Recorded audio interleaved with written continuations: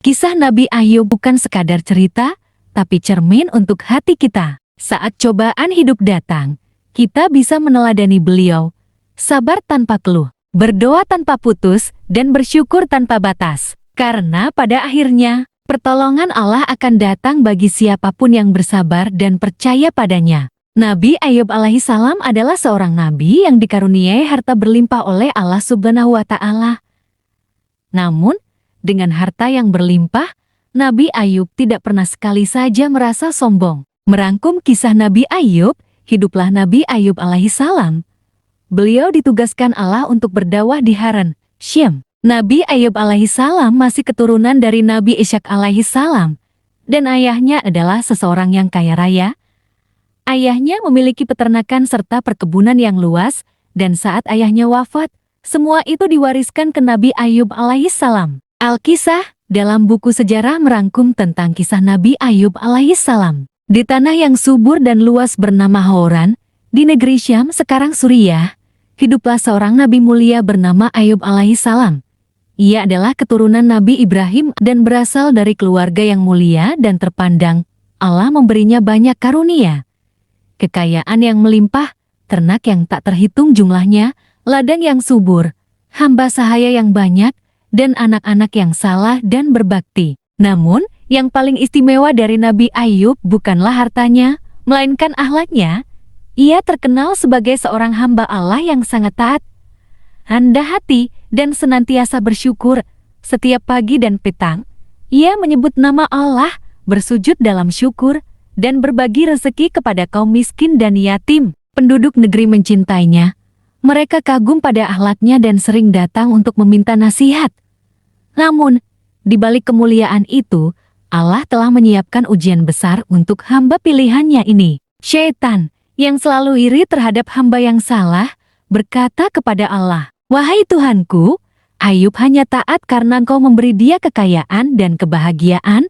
Coba ambil semua itu darinya, niscaya ia akan berpaling darimu." Allah berfirman, "Sesungguhnya Ayub adalah hambaku yang sabar. Aku tahu isi hatinya. Lakukanlah apa yang engkau inginkan terhadap hartanya, tapi jangan sentuh jiwanya." Maka, dimulailah ujian itu. Satu persatu, ternak Nabi Ayub mati karena penyakit, ladangnya terbakar, gudangnya dilanda badai. Tak berselang lama, anak-anaknya yang ia cintai wafat dalam satu tragedi, kekayaannya lenyap, orang-orang yang dahulu mengagungkannya mulai menjauh. Namun, Nabi Ayub tidak goyah. Ia mengangkat kedua tangannya ke langit dan berkata, "Ya Allah, segala yang aku miliki adalah milik-Mu, Engkau yang memberinya, dan Engkau pula yang mengambilnya. Aku tetap bersyukur atas semua keputusan-Mu." Syaitan tak puas, ia meminta izin kepada Allah untuk menguji tubuh Ayub. Maka, Allah mengizinkannya dengan syarat nyawa Ayub tidak disentuh. Tiba-tiba, tubuh Ayub diserang penyakit kulit yang aneh. Tubuhnya menjadi lemah, penuh luka, bernanah, dan bau tak sedap.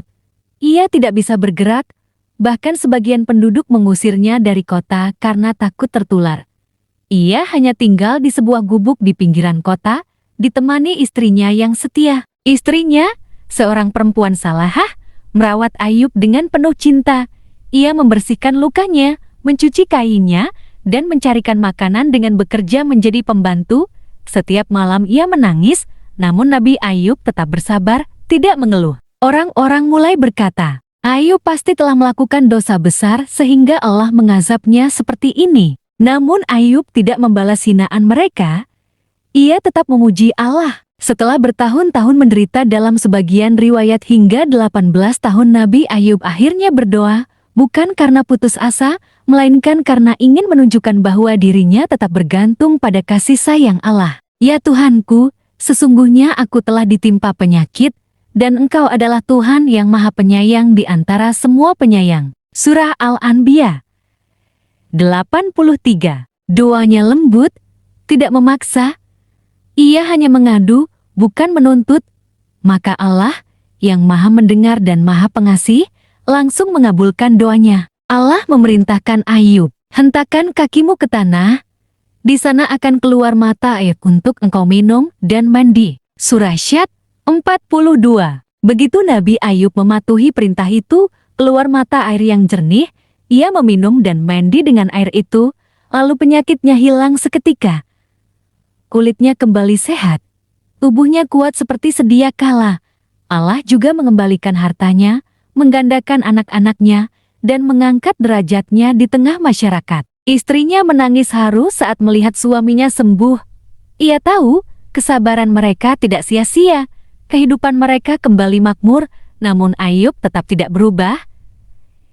Ia tetap rendah hati dan selalu bersyukur. Nabi Ayub mengajarkan bahwa kesabaran bukan hanya bertahan, tapi juga tetap bersyukur meski dalam keadaan tersulit. Allah lebih mendengar doa yang datang dari hati yang tulus dan penuh keyakinan. Istri Nabi Ayub adalah contoh nyata kesetiaan sejati, mendampingi suami dalam sakit dan miskin. Cobaan dari Allah bukan untuk menyiksa, tapi untuk meninggikan derajat hambanya.